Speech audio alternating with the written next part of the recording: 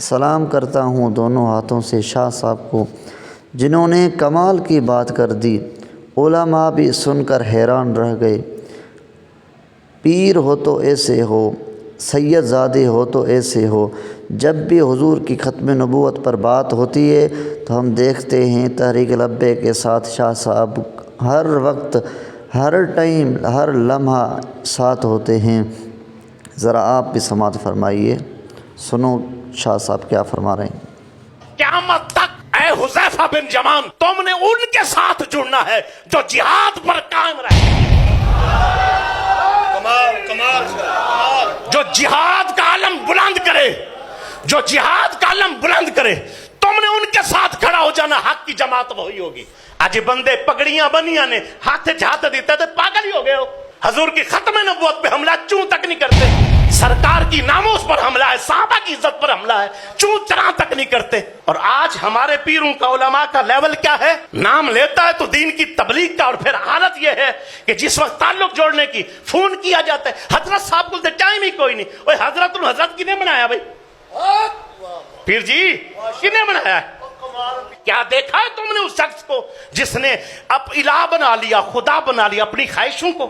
ہم تو خواہشوں کے پجاری بن گئے۔ جتھے دل منے اونوں سنو، جتھے دل منے اونوں منو، دل منے آتے پیر بناؤ، دل منے آتے منہ نہ لاؤ۔ حضرت حذیفہ بن یمان کہتے ہیں کنت اسألہ، میں جب بھی حضور سے پوچھتا، عرض کرتا، ان الشر، فتنوں کے بارے میں پوچھتا، حضور مجھے بتائیں کہ فتنے کیسے کیسے آئیں گے، کون کون سے فتنے آئیں گے۔ صحابہ سوال کرتے خیر کے متعلق اور میں سوال کرتا فتنوں کے متعلق۔ تو آقا علیہ الصلوۃ والسلام نے ان کو ساری خبر دی تھی، انہوں نے بتایا یہ فتنہ یہ فتنہ۔ ایک سوال بڑا اہم، انہوں نے کہا یا رسول اللہ صلی اللہ علیہ وسلم جب فتنے آ جائیں اور امت بٹنا شروع ہو جائے، مہربانی فرما کے مجھے بتائیں پھر میں کیا کروں؟ فرمایا معنا والی ہی صحابی، جس راستے پر میں ہوں گے میرے صحابہ ہوں گے، وہ حق کا راستہ ہے، اس کو نہیں چھوڑنا۔ کہ یا رسول اللہ وہ جو صحابہ والا راستہ ہوگا وہ اہل سنت جو ہوں گے، اب اہل سنت بھی آپس میں بٹیں گے۔ اب کہتے سارے ہم سنی ہیں، لیکن کتنی شاخیں سنیوں کی بن رہی ہیں؟ جتنا روک رہے پھر بھی بنے جا رہی ہیں، جتنا روک رہے پھر بھی بنتی چلے جا رہی ہیں، جتنے جناب والا زور لگا رہے پھر بھی بنتی چلی جا رہی ہیں۔ مسئلہ ہو گیا، یا رسول اللہ بتائیں جب ایسے بنتی چلی جائیں گی، جماعت ٹوٹتی چلی جائے گی، پھر میں کس ٹکڑے کے ساتھ کھڑا ہو جاؤں؟ آقا نے فرمایا قیامت تک اے حذیفہ بن یمان تم نے ان کے ساتھ جڑنا ہے جو جہاد پر قائم رہیں گے، جو جہاد کا علم بلند کرے، جو جہاد کا علم بلند کرے۔ تم نے ان کے ساتھ کھڑا ہو جانا، حق کی جماعت وہی ہوگی۔ آج بندے پگڑیاں بنیاں نے ہاتھ جھات دیتے تھے، پاگل ہی ہو گئے ہو۔